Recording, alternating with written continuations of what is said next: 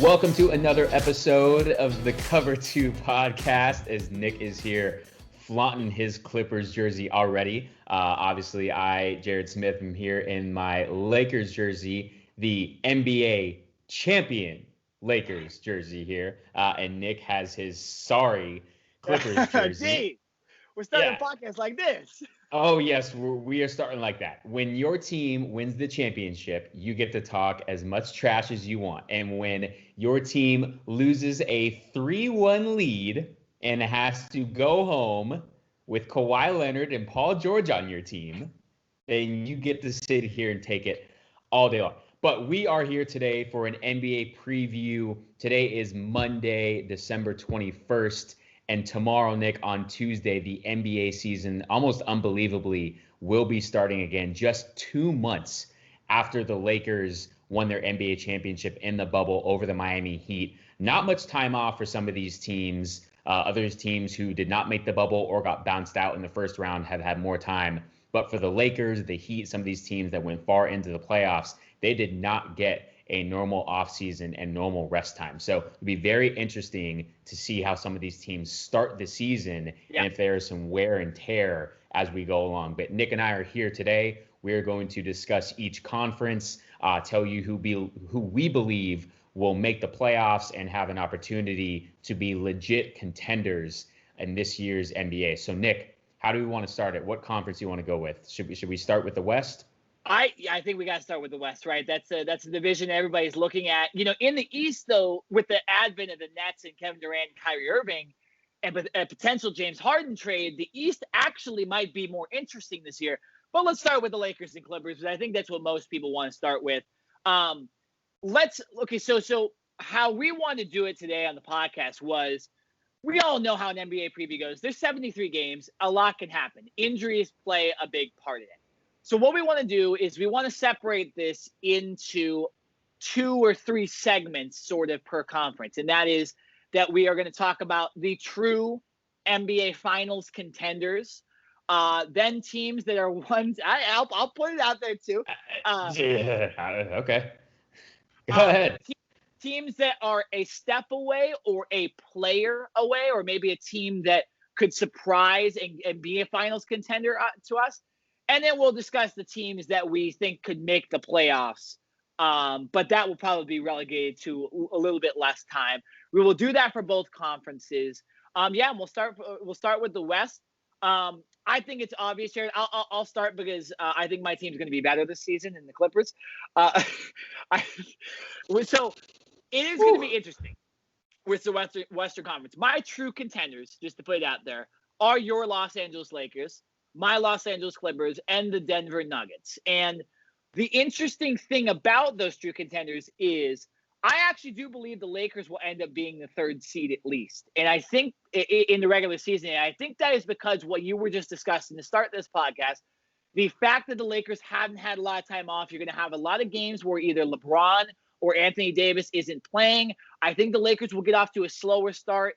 These other teams that, yes, they didn't have that long of layoffs. The Nuggets did lose to the Lakers in the Western Conference Finals. The Clippers lost one more round before that, a few weeks before the season ended. But I think those teams have something to prove. The Lakers, not as much. So as far as these true contenders, really quickly, I do think the Nuggets and Clippers will end up with a better record than the Lakers. That doesn't necessarily mean I think the Lakers aren't going to still be, the NBA champions, and we'll discuss that at the end of this podcast. But I will say, at least as far as my true contenders go, there's 3: Lakers, Clippers, and Nuggets. And I do think the Lakers will end up being at least the 3rd seed in the regular season. Jared, who are your contenders? Listen, I cannot argue with you about those 3 teams. And I want to put the Mavericks up there, right? I think Luka Doncic is such a great player. And he is not only an outstanding scorer, but he makes teammates around him better. We saw what he did in the playoffs against the Clippers, winning a game almost by himself on one leg when he had 2 games by himself when he had like a high ankle sprain. No one thought he would even play. Kristaps Porzingis was not there. He was injured as well. And we literally saw Luka come out and battle almost 1 against 5 going up against the Clippers. No disrespect to the rest of the Mavericks, but that just shows how good Luka is. And he is so young, I believe. Is he 21 or he might still be 20. I He's mean, very young. the guy might not even be able to go and buy a beer at a bar, but yet he is literally the face of the Mavericks, and he is actually right now the favorite to win the MVP going into this season. So I've got to put the Mavericks. Maybe they're not on that Lakers Clippers tier, but they are right there, man. They are 1B. So that would be the one team that I would like to add into that tier. But I can't argue with you about the Lakers, Clippers, or the Nuggets. Here's one thing I do want to say. And when we talk about previewing seasons or teams, obviously we're doing it with the mindset that these teams will be relatively healthy and we don't necessarily factor in injuries, even though injuries are obviously a part of the game. Right. I think something that we do have to factor in this year is the coronavirus, right? There is no bubble this year. There are teams that are going to be traveling all over the place, just like normal. And we've seen in other leagues, we've seen in the NFL, we saw in Major League Baseball that COVID-19 affects everybody, right? It does not just affect the normal, average, everyday human being. It affects these players as well. And I think we do have to take into account, you're exactly right, Nick, Anthony Davis, LeBron James, so those guys might be resting certain days, but we could see teams getting completely depleted by the coronavirus. We are more than likely going to see postponements and potentially even cancellations, depending on how many games have to get shuffled and moved around. So I think the NBA coming out with their schedule, they actually haven't come out with the full 72 game schedule. They just came out with the first half of it. And I think that was very smart so that they could give themselves an opportunity to move games around as the season progresses. So I just wanted to point that out, that you're right. Yeah. The Lakers may have the best talent when you're looking top to bottom at their roster, but depending on if they do get affected by the coronavirus, they might not be the first seed. They could be the 6th or the 7th seed, and they might not even get a home game to start the playoffs, right? So I do think that is something that we need to definitely take a look at and will play a major factor in this season. So with that being said, yes, I agree with you. Like I said, Lakers, Clippers, Nuggets, and I'm going to throw the Mavericks in as my number 1 tier teams. I'll get to the Mavericks in a second because we actually disagree on the Mavericks a little bit here. I definitely do not have them as one of my contenders for sure, but we will get to that in a second. Just talk about the coronavirus because, that is a good point to bring up. You're also, if you're an NBA fan, expect some teams maybe not to finish with the same amount of games. You guys should be used to this with baseball. You guys should be used to this now with college football. Clearly, that has messed up a lot and created a lot of controversy. It won't be as drastic as that because the NBA, these teams don't play every single day. So you could have back-to-backs and stuff like that, and you could just move games, around a little bit. But it's going to be a different kind of season. And yes, COVID will affect players. I guess we just got to hope that maybe the star players are really, protective of themselves and they're smart and wear masks and don't fall to the pressure of that we have a vaccine and that some states are more open than others. So it should be interesting in that way. And yes, this preview, at least my side of it also, is with limited COVID effects with most of these top teams. Now, when you get to like my one step away teams or my other playoff teams, that's where it really could get interesting. And some COVID teams, I'll call them COVID teams, could miss the playoffs. And it would be their own fault, to be honest, because if guys aren't safe and if guys aren't smart and if guys are having gatherings while this vaccine hasn't been distributed yet, it still could happen. So it'll be very interesting. The NBA did a fantastic job along with the NHL during the summer and fall with keeping everybody safe and having no confirmed tests. So hopefully it's limited and it does not affect any stars. We don't want it to affect anybody. We don't want stars to be affected, because then it messes with the whole league. All right, so moving on to our one step away team. So here's where we'll disagree. And I think we can start the discussion with the Mavericks right now. I'll at least give my point here. My one step away teams are the Jazz and the Blazers, and that's it. And one of the reasons I did not put the Mavericks in a legitimate contender spot is because I don't trust the health of Kristaps Porzingis. And I don't think that Luka Doncic can do it by himself. We know the NBA, if you look back in the history of the NBA, I don't really think in the modern NBA era, at least when Bill Russell and Jerry West were going at it, that any of those teams had only one guy. They always had a second guy. Michael Jordan had a second guy. LeBron's always had a second guy. Kobe had a second guy. Shaq had, like, it always is there. So I don't trust Kristaps Porzingis' health. Yes, if they can add another player, that does help them at least get into a higher seed to end the season. But I don't think the Mavericks are a legitimate contender because I don't trust Kristaps. What do you have to say about that? What makes you think that Porzingis will be healthy during this season? Well, so you're right. He's actually going to be starting the season, not on IR because that's an NFL term, but he will not be playing to begin the season. I'm not sure how long he'll be out. If it's a couple weeks, if it's a month, even potentially longer. Obviously, with a shortened NBA season and the potential for postponements or cancellations, being out and missing multiple games means more this year than it would in a normal year. So I will give you credit, and I agree with you that if Luka has to do it by himself for the majority of the season, yes, he could very much get worn down. If you're a defense, you're basically saying, okay, let's take Luka away and make the rest of the team, the rest of the Mavericks team, beat us in a sense. I could definitely at that point see the Mavericks being heavy buyers when we get to the trade deadline if they are in contention for a playoff spot.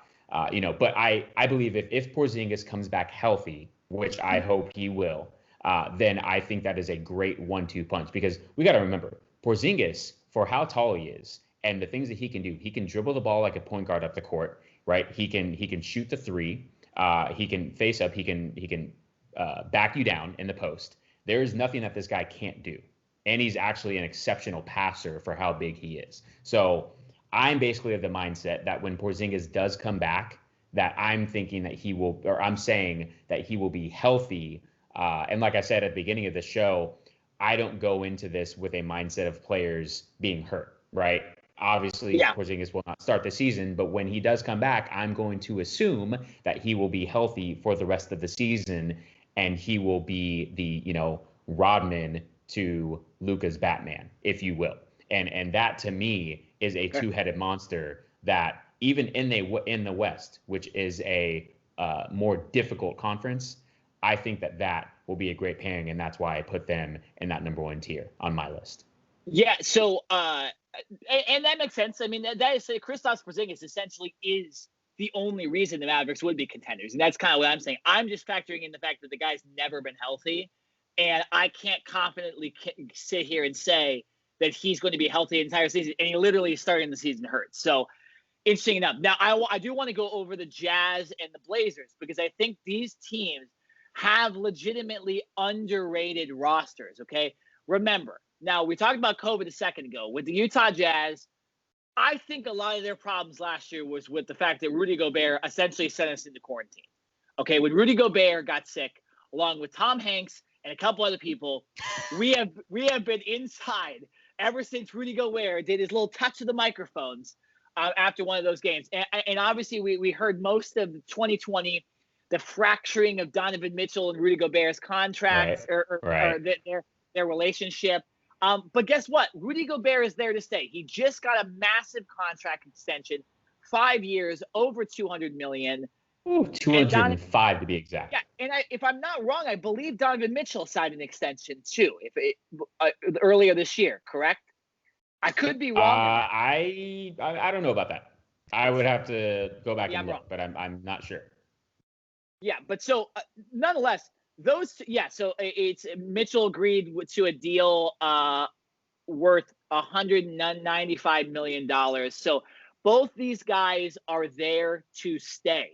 And getting back to this Jazz roster really quickly, because I just exited out of it, looking at other stuff. So let me get back here real quick. This team, obviously, I didn't even mention Mike Conley in this roster. They also have the other Bogdanovich, not the one that the one like a couple teams were trying to go after, including the Lakers. They have him. They have Royce O'Neal's a great defender. Derek Favors is still on this team. Joe Ingles, Jordan Clarkson. This team is very, very talented, and it's why they're in my one step away, because I think they're really talented. But besides Donovan Mitchell and Gobert's close, with a lot of these other teams like the Nuggets, Clippers, and Lakers, you need like a third guy. And I think with the Nuggets, you potentially have Michael Porter Jr. The Clippers, they have Kawhi, Paul George, and they have Lou Williams. They have Harrell, or not Harrell. Who's the guy they just? Who's the guy the Lakers? Don't even say anything, Jeff. Don't say a word. Who's the guy they just got? That's the Duke player. They just signed Kennard. They actually just signed him to a 4-year, $64 million extension. So they have Luke Kennard. They have a solid roster, and then of course the Lakers with Montrezl Harrell. I'll say it there, and then LeBron and AD along with Kyle Kuzma, who just got an extension too. The Jazz are close, but if they potentially can get like whatever they need at the trade deadline, they could be champions. If Donovan Mitchell takes that next step, if Rudy Gobert takes that next step, if Mike Conley's healthy, this is a legitimate contender, but they have to have everything go right for them in order for me to say that they're going to beat the Nuggets, Clippers, or Lakers in the in the playoffs. And then for the Blazers, again, a loaded roster that actually got better. They already had Damian Lillard, they already had CJ McCollum, and they get a healthy Nurkic back. They also don't have Nurkic fighting for playing time with Whiteside that I think will help him out. And they also add Robert Covington, formerly of the Houston Rockets. Not to mention that Carmelo Anthony's coming off the bench. So again, this is a team that probably needs one more guy or everything to go perfect for them to get there. But this is a legitimate team. They will be a 4 or 5 seed, barring COVID issues. They might even be the 3rd seed with other stuff. And those two teams are legitimate, and I think they're a lot better than the Dallas Mavericks roster for sure. So what do you think about the Jazz and Blazers? I can't argue that I believe the Jazz and the Blazers are in that second tier. I would not say that they are a lot better than the Mavericks, like you just said. Quickly talking about the Jazz, because you did discuss them a lot. I love their starting lineup of Conley, Mitchell, Gobert, O'Neal, and Bogdanovich, right? That's a lot of size as well and a lot of athleticism. And to me, when I think of this Utah Jazz team and specifically Donovan Mitchell, he is their guy. Like Rudy Gobert just got 5 years, $205 million. That is fantastic and that is great for him. But he is there to be a defensive presence mainly, right? And offensively clean up the boards and that type of thing. To get $205 million for that, like sign me up all day long. Donovan Mitchell is the engine of this team. He is the one that is going to be the driving force. And he's got to be the leading scorer. He's got to facilitate and really be the superstar of this team. And I think we saw him grow into that these playoffs that were in the bubble in Orlando, and specifically when they went up against the Nuggets and it went to a 7-game series. That was more than likely, other than seeing the Lakers actually win the championship, probably my favorite series to watch, because in my eyes, we saw Donovan Mitchell of the Utah Jazz, and we saw I believe it's Murray of the Denver Nuggets. Jamal Murray, yes. Jamal Murray, I'm sorry, I was blanking on his name. Jamal Murray of the Denver Nuggets literally rise to becoming superstars right before our eyes in those playoffs. Those guys basically, it was like a back and forth matchup, right? Because I believe at one point, one of the teams, I think it was Utah, who might have been up 3-1 in the series, and Denver had to come back again. So I like what the Jazz have. I think they're very young, and you're right. I think they are another player away from contending with the likes of the Lakers or the Clippers and those elite teams. So they're fun, and I think they will definitely make the playoffs. They might make some noise, but getting to that conference championship or the finals, I don't see it. The Blazers, to me, are the same team that they've had in the last couple of years, right? Robert Covington, to me, yes, he's been a better three-point shooter coming from Houston because that's all they did in Houston. But is Covington any different than what Trevor Ariza was giving them the last couple of years? He's definitely better. He is a long, lengthy three, right? Kind of a 3 and D type of guy. He can guard the other team's best player. He shoots the three. But I don't know. Trevor Ariza in his prime, I would argue that Trevor Ariza might have been a little bit better than Covington. So I think they kind of just swapped out players there. And to me, you've still got Damian Lillard and McCollum, and that's great. But they've had those players for multiple years, and they haven't been able to get over the hump, right? So they kind of bring in these other guys that are maybe fringe all-stars or very good depth players, but they need another superstar They kind of need their own trio in a sense, in my opinion, to beat the likes of a Lakers or a Clippers team. So to me, I think the Blazers are kind of stuck in neutral. I don't necessarily see them progressing because to me, they've just switched out one player from another. And I get it. Listen, Carmelo Anthony is a great story. You know, many people thought that he was done. He came back last year, proved that he still belongs in the NBA. But I'm not counting on Carmelo Anthony to be the lifesaver of this team. This is CJ McCollum and Damian Lillard's team, right? Like literally, Carmelo Anthony is here to be at best the third guy, and more than likely he's going to be the fourth guy, and more than likely coming off the bench, and he's going to have to accept that. If we all remember last year when he came back to the Blazers, he said, "I'm a starter. Like I don't come off the bench." So I hope he has a different mentality this year because if he thinks that he's just going to be a starter and you know if he's not willing to accept the role of that kind of leader, mentor, come off the bench, give some energy and give some veteran presence, then I don't think it's going to work out. And I don't see Carmelo Anthony on the Blazers for the entire season. And again, dude, it's one of those things. These step away teams are if everything goes right. If Carmelo Anthony sits on that sixth man spot and agrees with it and just plays like the sixth man, and if Covington can step up his game, if Lillard and McCollum both play like all-stars, Nurkic returns to a legitimate level if he can stay healthy, and then they can maybe add another piece. I think that the Blazers have a chance to contend with these other teams. But yes, the reason I put the Jazz ahead of them is I think the Jazz are better. So realistically, before we get to our other potential playoff teams, really quickly, we do agree that the top 6 teams in the West are the Lakers, Clippers, Nuggets, Jazz, Blazers, and Mavericks. Can we at least agree on that? Yeah, I'll give you that. Okay, so there you go. Jared and I agree on our top 6. Again, Lakers, Clippers, Nuggets, Jazz, Blazers, and Mavericks. Now, before I get to the playoff teams, here, Jared, and I want to just ask you really quick, do you agree with this? Do you agree that the Kings, Timberwolves, and Thunder will not make the playoffs? Ooh, Thunder, yes, no doubt, or they will not make the playoffs. Timberwolves, you know, the Timberwolves, it's like you've got Big Cat, Karl Anthony Towns, you got some good pieces, you got D'Angelo Russell, but yeah, okay, I'll give you that one as well. The Kings, man, I kind of like the Kings. I think the Kings could be a sleeper team this year. Now they do lose Bogdanovich, and that is huge. But I like the Kings as one of the sleeper teams this year. So okay. I'll give you 2 out of the 3. Okay, that's just fair. To make it a short answer, not going into any depth. We'll get into the Kings. We'll get into the other teams who think we might make the playoffs and predict our final 2. But I also put this. I put not making the playoffs is the Rockets if they end up trading James Harden. Do you agree? No doubt. No doubt. Okay. If Rockets don't have James Harden, they are going to be contending for the number 1 overall pick. Oh man, no respect for John Wall and the Rockets guys. It's just zero. No. I agree. Why? I don't think they make the playoffs. I think, and I'll say it is. Rockets with Harden, they make the playoffs, or at least are in the hunt. Or do you think the Rockets are just a disaster? But you think the Rockets have a chance if Harden plays like he can play? They have a better chance. Here's the reason why I'm not sold. And listen, we all know how great of a player James Harden is, at least offensively. Here's the thing.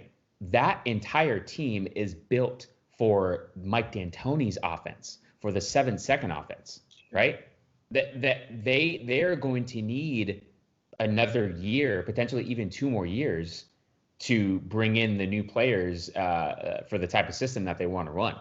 Right now, this team is predicated on fast breaks, shooting threes, or getting layups, and that's it. They don't shoot mid-range jump shots, 15 to 18 footers. They don't do it, and they don't have any type of size other than DeMarcus Cousins. And if you're going to ask DeMarcus Cousins to be your primary center for a 72-game season after he just came off of back-to-back season-ending injuries, that's not a recipe for success. So, yes, obviously I don't need to tell you how great James Harden is, but this team to me is built for a certain coach, and that coach is no longer there. So I can't sit here and say that the Rockets would make the Now, so by process of elimination, yes, I'm adding the Mavericks into the playoffs. They weren't my one step away or top contenders, but they will make the playoffs. The rest of these teams, though, for me, are very interesting. And tell me, Jared, pretty much if you don't think one of these teams it has a chance.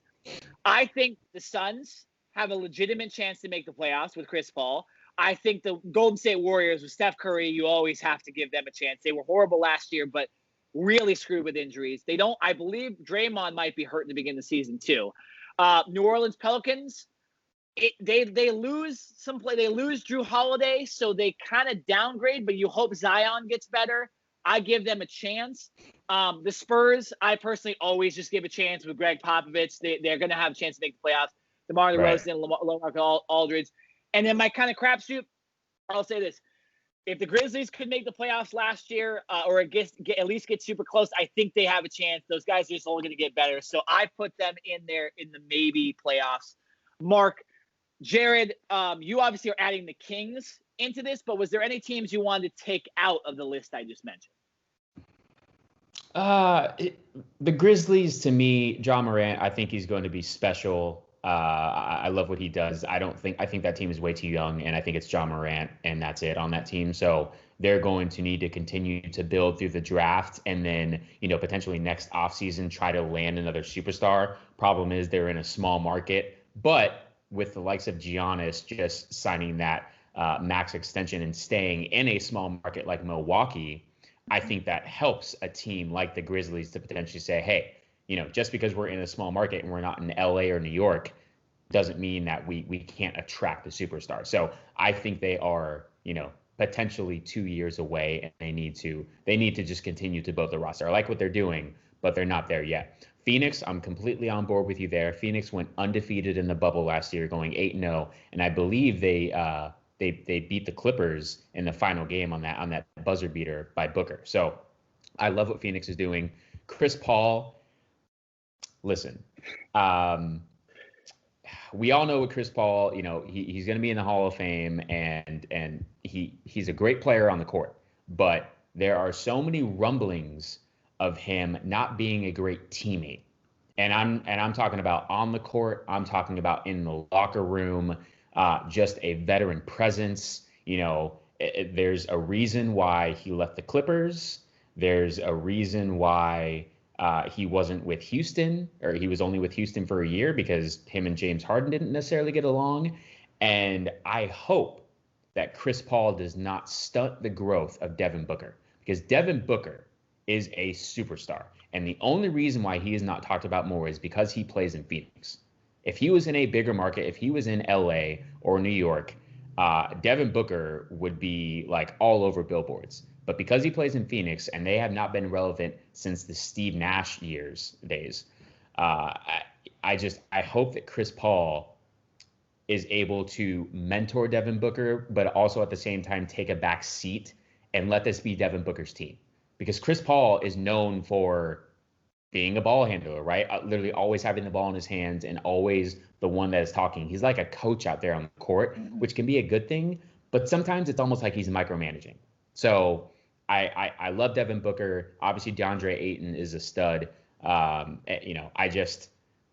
really hope that Devin Booker, doesn't kind of fall into that trap of that spell like so many other players have, and it's turned out bad. So, but I do like Phoenix. I'll say this. So before you kind of get into discussing some of the other teams, so we obviously agreed on our top six.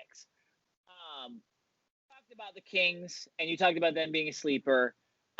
So really you saying the only team that you have out of my list at least was the Grizzlies? Grizzlies. That'd be the only team that I know. Yeah. So, you could go through the rosters. You could honestly just pick your top 8 right now and who the last 2 teams are in the playoffs as well, and explain it that way too. Yeah, so I'll do that. That's fine. Okay, yeah. Let's go ahead. Yeah, that's fine. So this is, like I said, we got to take COVID into this as well. But I'm going to go Lakers, Clippers, Mavericks, Nuggets, Warriors, Steph Curry, still the man, still doing his thing. Blazers, Suns. I think that's it. Is that 8? Is that the 8? 7. Jazz? I think you forgot Jazz. Oh, okay, Jazz. I'm sorry. I did not mention the Jazz. Okay. So this is perfect. I agree with you. James Harden on the Rockets. James Harden is on the Rockets. I'm knocking the Warriors out.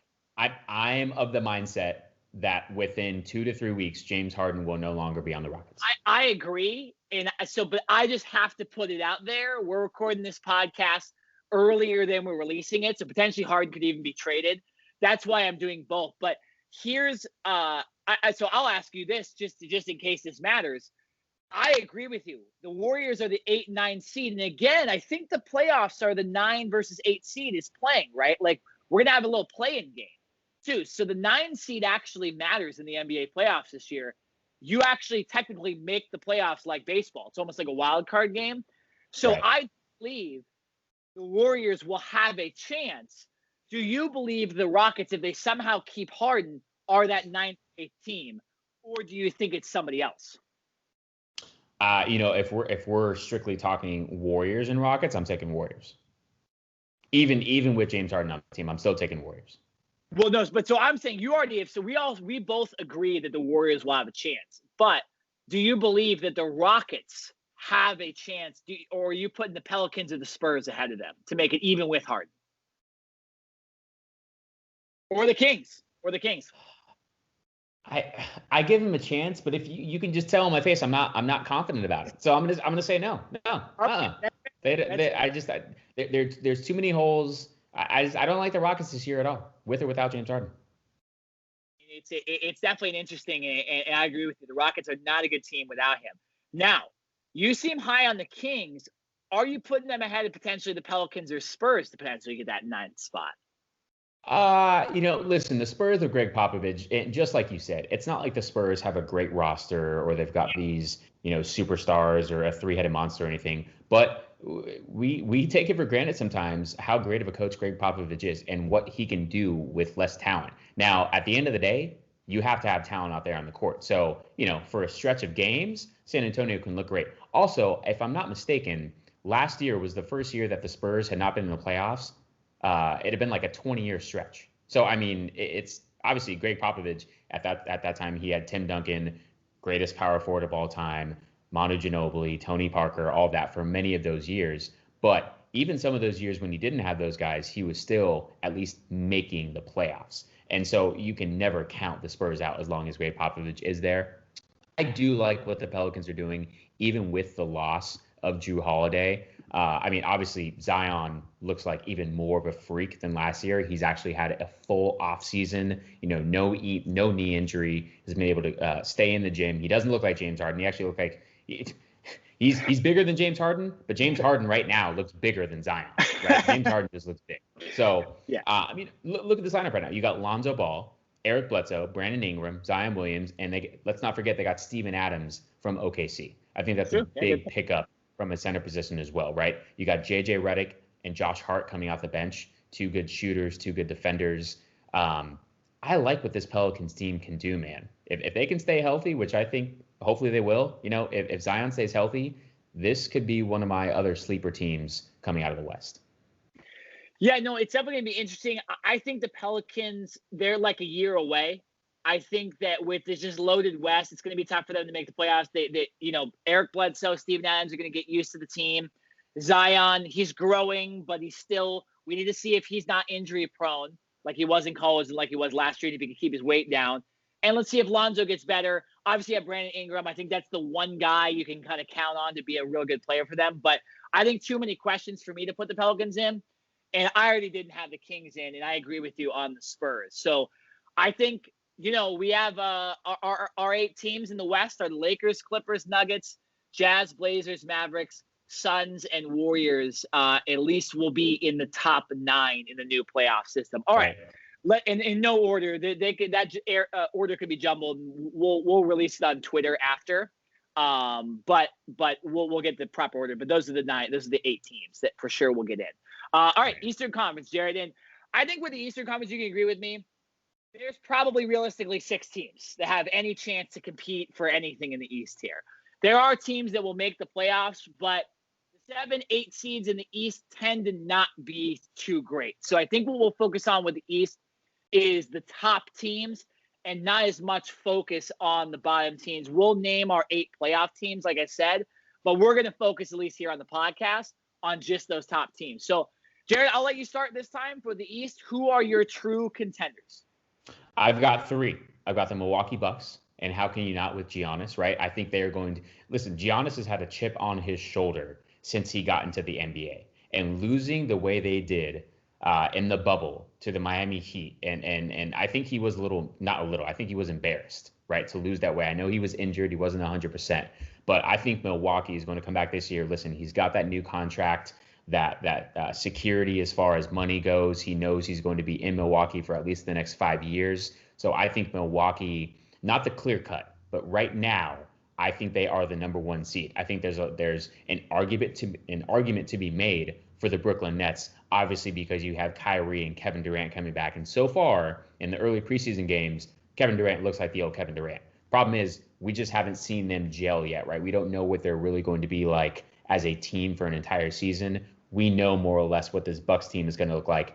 And all they did was add Drew Holiday to their roster. So I go Bucks, Brooklyn Nets for the obvious reasons that I just mentioned, and then I'm gonna put the Boston Celtics in there as my next team. It was kind of not a toss up, but Miami was right there as well. Obviously, we all know Miami made it to the finals last year, but overall, I think the Celtics have a better roster and a better nucleus and less turnover than most teams. So Bucks, Nets, Celtics, my top tier number 1.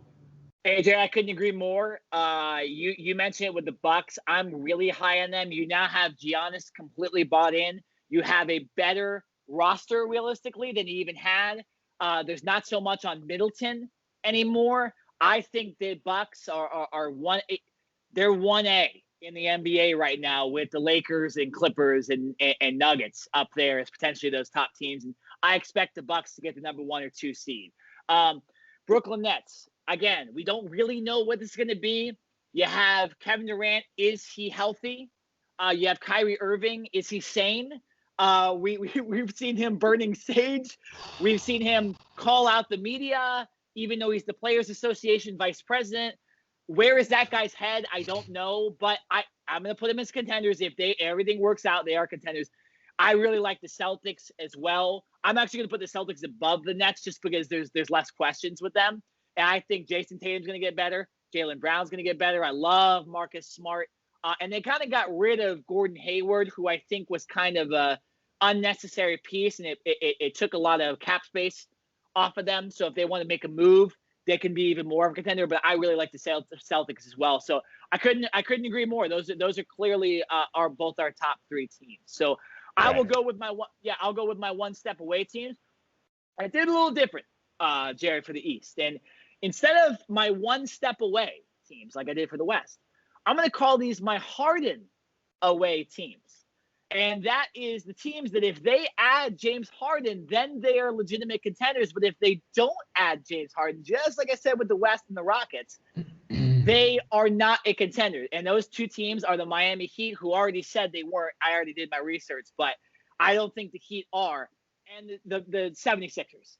I think the Philadelphia 76ers, if they grab James Harden, they're a legitimate contender. Without him, no chance. I think Ben Simmons and Joel Embiid have not proved enough to me, both health-wise and play on the court-wise, to be a top 3 team in the East, and definitely not one of the top 5 teams in the NBA.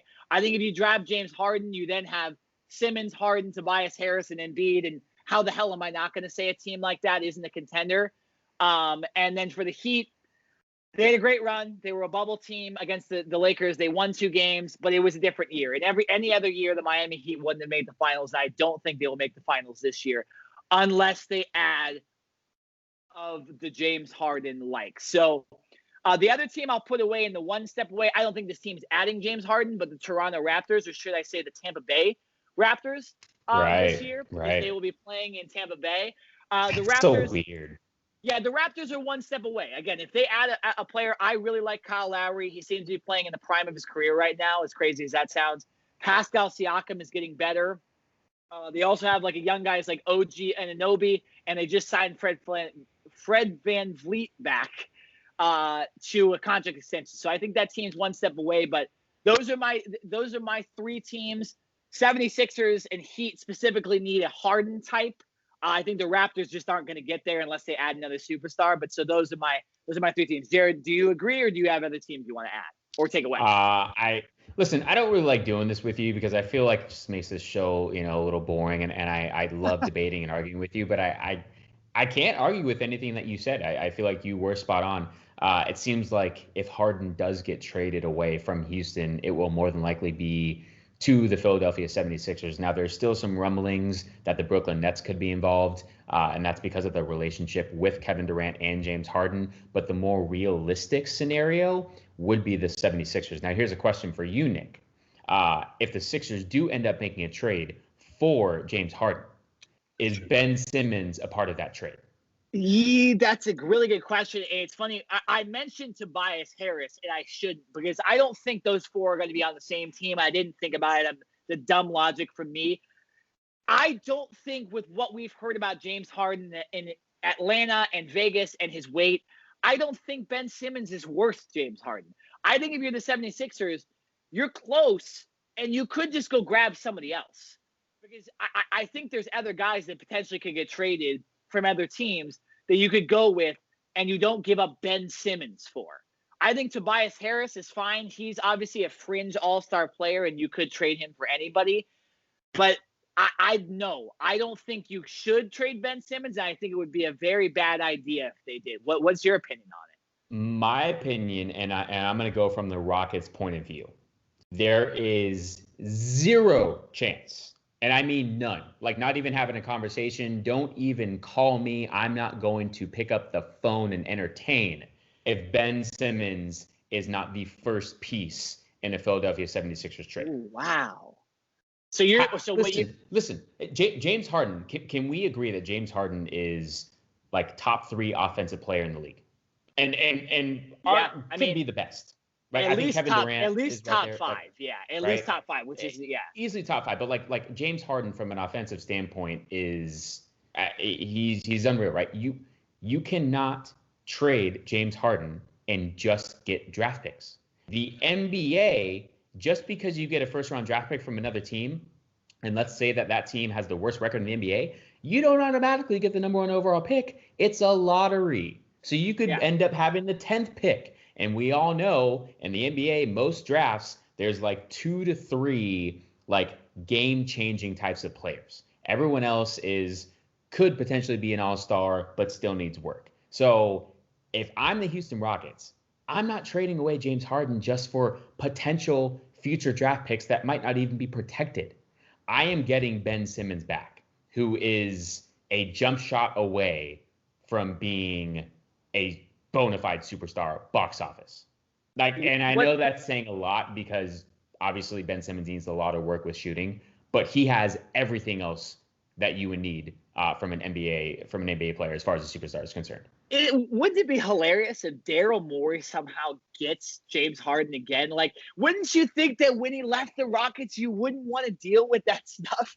And now you're literally going to bring a guy in that's like now like strip clubs and like training in Vegas and Atlanta and not showing up to practice. Like, it's just crazy. It's such a crazy saga that we're even talking about this. And I just do not think you can give up Ben Simmons if you're the 76ers. I'll take the 76ers side. You can't do it. Then there's no trade because, like I said, if I'm Houston, I'm not even entertaining that offer unless Ben Simmons is a part of it. And if there is a trade that is involved between these two teams, you're right. Daryl Morey, he got away from James Harden one time, and who knows what their real relationship was. But I think new head coach Doc Rivers would have a lot to say on why James Harden would come to Philadelphia if that were to come to fruition.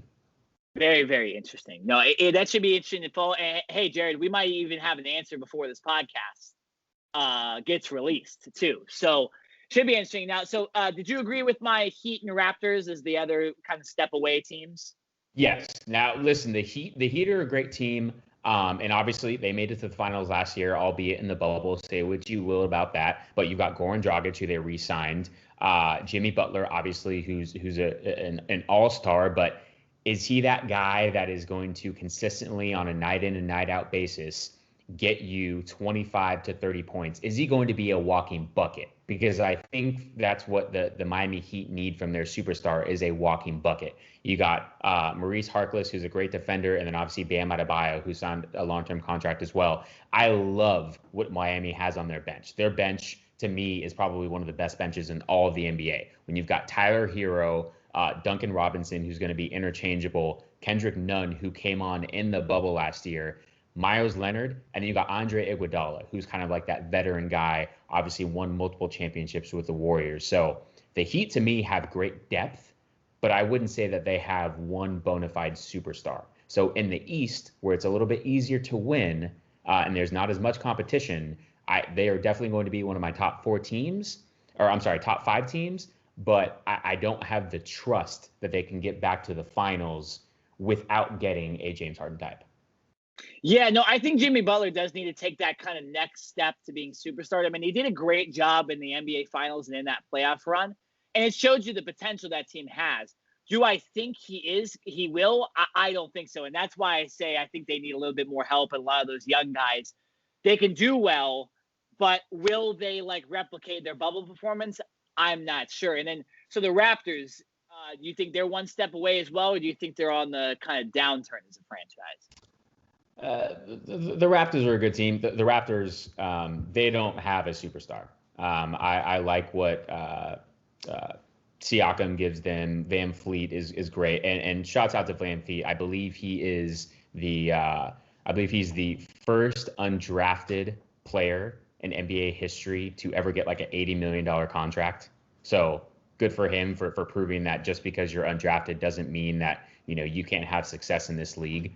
But at the end of the day, when you're looking at what Toronto has and going up against the Milwaukee Bucks or going up against the Brooklyn Nets with Kyrie and Kevin Durant, I don't think they have enough firepower. Defensively, yes, they're a good defensive team, and I think they will stay in games because of that. But I don't trust them to be able to score and get points when they really need it. So they're a good team. They're a nice team, fun team to watch, a lot of good players, but just not enough on the offensive side of the ball to get it done. If Kawhi Leonard was still on this team, different story. No Kawhi Leonard, no real go-to guy. You got to have a go-to guy down the stretch. This team is made up of a bunch of guys that throughout the season, one night it could be Siakam, one night it could be Van Fleet, one night it could be Lowry. But like when you just need a guy like Kobe Bryant, right? James Harden, it's like we need a bucket right now. And they would go and get it. It didn't matter if they were double or triple teamed. I don't see anyone on this team that's just, I need a bucket from you, go get it. I don't see it. Yeah, no, I agree with you on that standpoint. I think that's why I say if they add another guy and then maybe Siakam turns into a legitimate all-star superstar player, that's where you can be a true contender. But I cannot say them, right now that they will be, and I don't think they're getting James Harden. So be interesting there. So obviously the East, a little different with the 7-8 seeds. Me and Jared aren't going to go over a bunch of teams here. So, Jared, I just pretty much want you to tell me who your 7, 8, 9 teams are going to kind of be. Who do you think legitimately can make the playoffs in the East out of kind of that crapshoot of bottom teams? Yeah. So the legitimate teams and the ones that will, contend for an actual championship, the Bucks, the Celtics, the Brooklyn Nets. Right underneath them, I've got the Miami Heat and potentially the 76ers. So that is 1, 2, 3, 4, 5 teams. I've got 3 spots left. I'm going to go with the Indiana Pacers. They still got Victor Oladipo. They've got a nice team. Just once again, I don't believe enough to compete. The Orlando Magic were a surprise team last year to make the playoffs. I don't know. I think you can throw who you want, at the last spots. So I'll say this. The last 2 seeds, throw who you want. I really don't know who to pick for these 7, 8 seeds. I obviously will pick, but because there's so much that could happen. The Pacers could also trade Oladipo. There's been talks about potentially Oladipo getting traded. You look at the Wizards, Russell Westbrook and Bradley Beal. I am going to put them in. I think they will make the playoffs. But again, one guy gets COVID issues, one guy gets hurt, probably not. You look at the Magic. Yes, they made the playoffs last year, but like, who do they really have? Then there's the Bulls and Hornets, who have a lot of good young players that might step up and just have a great year. But it's tough for me. I definitely think the Pacers are in if they don't trade Oladipo, but it sure is tough for me to pick. And I think that's probably why we're not going to sit here and analyze all these teams. If you had to pick two teams, though, who are they? Just throwing them in. You already said Pacers, but. Yeah, Wizards, I guess. Russell Westbrook, I think he might be a little better of a kind of 1-2 punch with Bradley Beal. I love Bradley Beal. What he can do? I feel like Bradley Beal is being wasted in Washington. Bradley Beal is a guy who, even last year, around the trade deadline, watch out for Bradley Beal, right? Like, if I don't know, a contending team that needs a 3-point shooter, even the Lakers, I don't think the Lakers will, but like, if the Lakers were to get Bradley Beal, it's over. If Miami or even the Bucks were to get Bradley Beal, like that I think can elevate them over the top. So watch out for Bradley Beal as a name and as a guy that could be traded at that deadline. Yeah. But yeah, I guess I would say the Wizards. But here's the thing, right? And I think we can say, well, potentially saying the same thing in the West, but especially in the East, whoever's going to be that 7th, 8th seed, you're going up against Milwaukee and or the Brooklyn Nets and or the Boston Celtics. Like, you're not winning a 7-game series. So throw a team in there. It doesn't matter. Yeah. Doesn't matter. Sorry. Like, no disrespect. Doesn't matter. I'll agree with you. I think it's going to be Wizards, Pacers. They just have the better roster, the better star players. So, all right, let's get to our finals matchups. I'll start with mine. I'm going to go Lakers Bucks. I think this is what a lot of people wanted last year. I think it's what they'll get. I think when you have LeBron and Anthony Davis healthy, they'll make it. I'm not going to put them in over my Clippers. I'm not going to be that biased. I can't physically put the Clippers in yet. And then I'll put the Bucks in. My champion of the Bucks. I think Giannis is going to take that next step. He's finally going to win it. I think Drew Holiday is going to help out a bunch. I think Chris Middleton is going to do well enough as that third guy or that 2.5 guy. I got the Bucks. I think Giannis figures it out in the playoffs and becomes the best player in the NBA. So I'm going to go with the Bucks. I think the Lakers will be a little too tired from the whole last year's run and this season starting so early to win the championship. So I'm going to go with the Bucks. Jerry, who you got? You're lucky we're not in person right now, right? It's a different story. I can't argue with you, Lakers Bucks. I'm taking my defending champion Lakers again to make it. And I think, like I said, when I was originally talking about the Bucks and especially Giannis himself, he's going to have like the biggest chip on his shoulder ever, right? Knowing that he had an opportunity to make the finals last year and then getting injured, not being able to do that, securing his money and knowing that he'll be in Milwaukee for the next 5 years, not having to worry about that and just strictly focusing on basketball now. I agree with you that it would be the Lakers and the Bucks. I just don't know how you can't pick the Lakers. In my opinion, the Lakers did nothing but get better this offseason. I agree with you.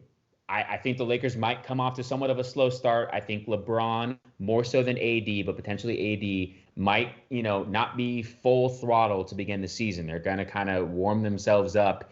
And by the beginning of the start of the second half of the season is when I think you'll see the Lakers really make a run. But when you look at what they added in getting Montrezl Harrell from the Clippers, who was the 6th man of the year, getting Dennis Schroeder, who was the runner-up 6th man of the year, getting Marc Gasol from the Toronto Raptors, getting Wesley Matthews from the Milwaukee Bucks, who's a great defender. I mean, and then you still got Kyle Kuzma. You've got Caruso. I would say the one thing that maybe the Lakers lost was a little bit of size and the fact that they don't have Dwight Howard or JaVale McGee. But I think that this Lakers team can obviously still win without that big size. They will just have to play a little bit differently. So, but in my opinion, this Lakers team improved after winning the championship. So I cannot go against them. And that's not me being completely biased. It's just me literally saying their bench and their depth has improved. We all know what their starting lineup looks like. Their bench only got better. Hey, I like that we agree on the finals matchup because I think the Bucks are that team this year. And I'll throw the Lakers in there. I just think I think their matchups in the playoffs and the overall grind of the season being so quick, I think will just be too much for them in that final series to win. But If all I'm that being not really factored honest, in, what's up? yeah. If I'm being really honest, I want Lakers and Celtics, and I want the Lakers to sweep them. If we're being real honest, I'm okay with but that. That's I'm just okay the with that. rivalry in me. More than likely, Lakers Bucks. Sorry, I didn't mean to cut you off. I just at least, Jared, hope that we get Clippers Lakers in the playoffs this year. I want to see that because last year those matchups during the regular season were great. Hopefully they are this regular season. Hopefully it is on opening night. But it should be very interesting. But yeah, for you and I are going to put a bet on that if that happens. 100%. Maybe we'll have to swap jerseys or something like that. And although I think that would hurt you a lot more than me, so maybe we'll have to figure that out. But yeah, hey, for this is our NBA preview, guys. We'll post our 8 teams there in the comments in the section below this video. We'll also post them on all our social media. But yeah, for this podcast, we are finished. I am Nick Nenad, and I am rooting for my Clippers. And I'm Jared Smith, defending champion, about to be 2-time back-to-back champion, LA Lakers. See you guys. Get that out of here.